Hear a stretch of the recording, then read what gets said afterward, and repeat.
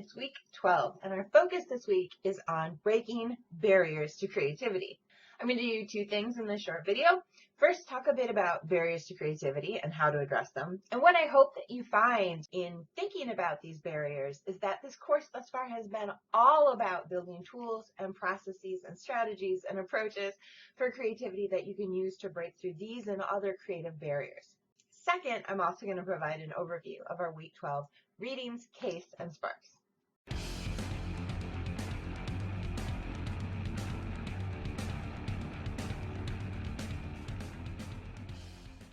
Barriers to creativity can be pretty personal and contextual and subjective.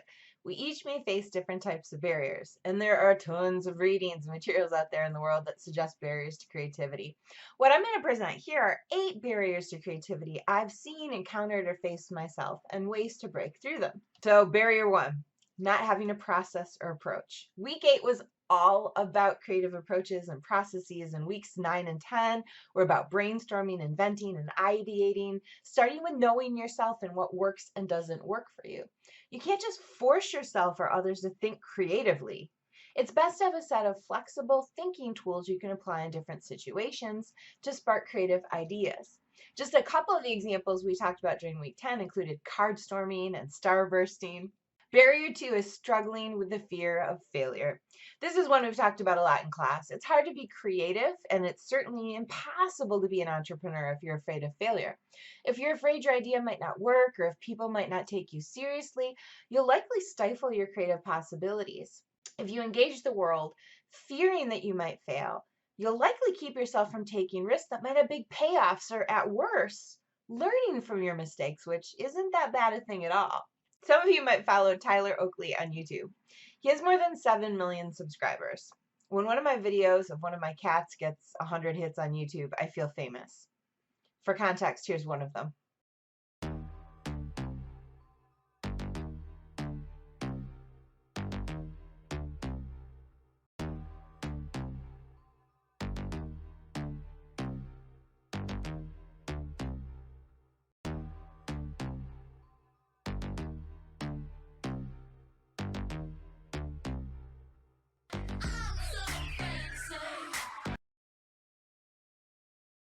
Tyler Oakley has more than 7 million subscribers. When Tyler was an undergrad here at MSU, he interned with Career Services, and this is one of the pieces he produced.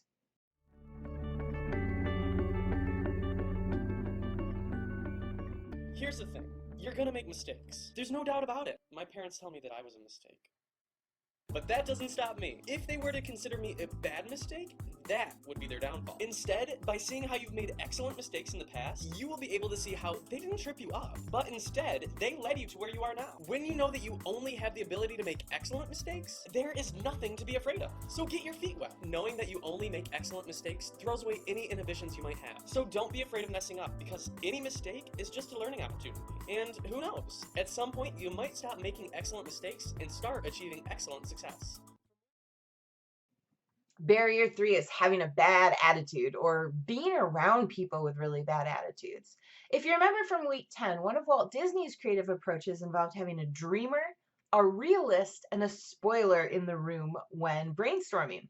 Having a bad attitude or approaching a problem with a negative orientation isn't always a bad thing. You may want a spoiler in the room.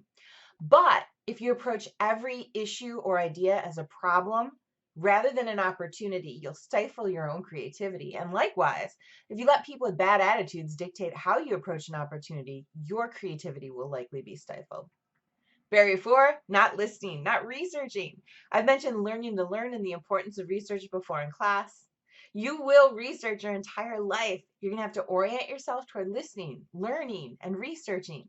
If you own a company that might provide products to a specific audience, for instance, you can't sit in a room and imagine what that audience might need. Think back to the Swiffer example earlier in class, where the product development team went out and observed people cleaning in their homes. Without doing that research, without listening and watching carefully, the Swiffer never would have been invented. Barrier 5 is getting stuck on one and only one potential way to address an issue. You may have heard the expression, if all you have is a hammer, everything looks like a nail. If you can only imagine one approach to a question, an issue, or a situation, you're not going to get very far, and you're not necessarily going to be creatively engaged. Barrier 6 is not seeing things from multiple points of view, and it's sort of connected to barrier 5. If you only see the world through your own perspective and viewpoint, you'll miss a lot of what's going on around you and limit yourself creatively. One of MSU's undergraduate learning goals is that MSU grads engage in integrated reasoning. One way to think about what that means is that we don't just want you graduating seeing the world only as a supply chain professional, only as an advertising management professional, only as a nurse, only as a philosopher. We want you to be able to see the world from multiple perspectives and viewpoints. Barrier 7, seeing the forest or the trees. It's crucial to be able to focus on both the big picture and the small details, and you'll likely need tools to help you do so. We've talked before, and I shared a to-do list where you break down big tasks into small activities, or project management tools to help you hold on to multiple ongoing tasks. It's hard to be creative unless you have your hands around the moving parts of a project and you can imagine the bigger context. Barrier 8, lack of creative inspiration. There are places that suck the energy out of people and kill ideas. Some of you identify places that stifle creativity for creativity quest too.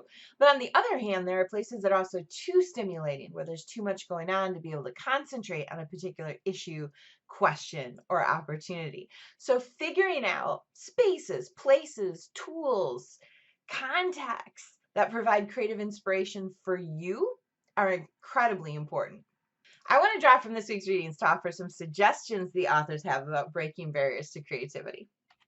In one of this week's readings, Tom Kelly writes about cultivating innovation. In the piece we'll read, he introduces 10 personas that can ideally squash the devil's advocate, which he argues is a tired concept that really only fosters negativity.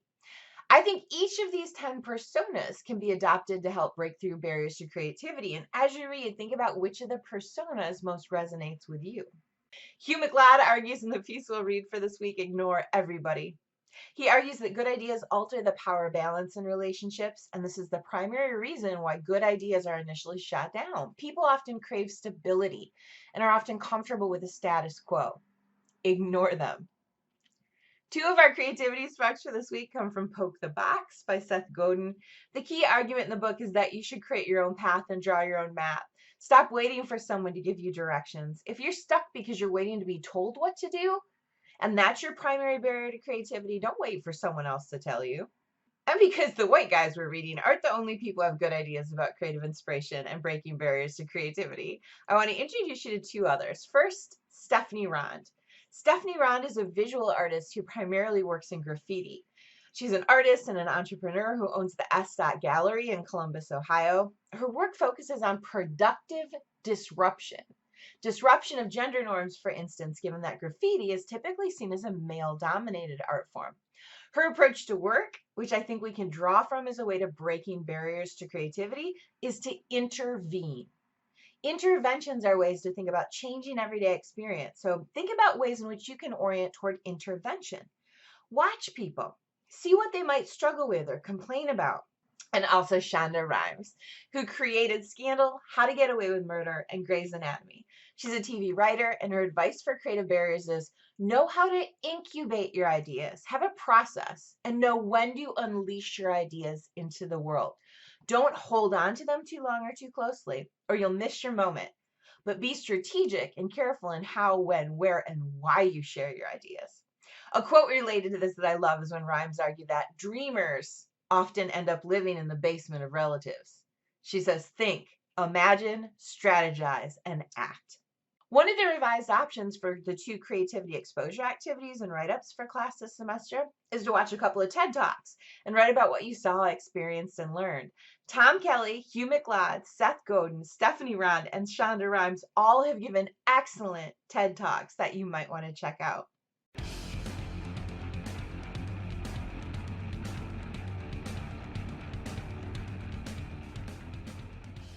We have two readings for this week. The first is by Tom Kelly from his book, The 10 Faces of Innovation.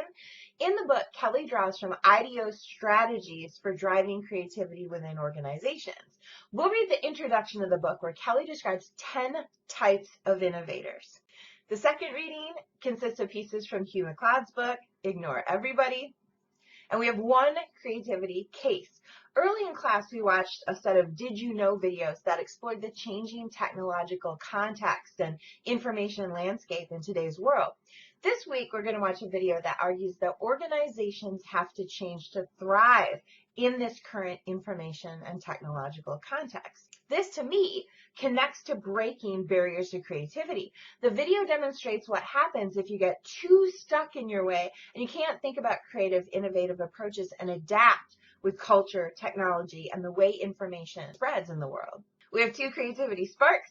One is first a summary of Poke the Box, and the next is a workbook for Poking the Box by Seth Godin. It's full of prompts and questions and ideas. The second is by Veer. Veer was an indie stock photography company that got bought out by iStock, a stock photography and illustration giant, a few years ago. Veer used to produce every summer a summer activity book for creatives, and I've shared one on D2L for you to take a look at. As you read and explore for this week, week 12, think about barriers to creativity you've experienced, and also think about barrier-busting ideas, activities, spaces, places, approaches, and more. And remember, Creativity Quest 3 is due this week, Saturday, April 4th, by noon Eastern, uploaded to D2L. Email me if you have any questions or any troubles creating and rendering and saving and uploading your digital videos for Creativity Quest 3.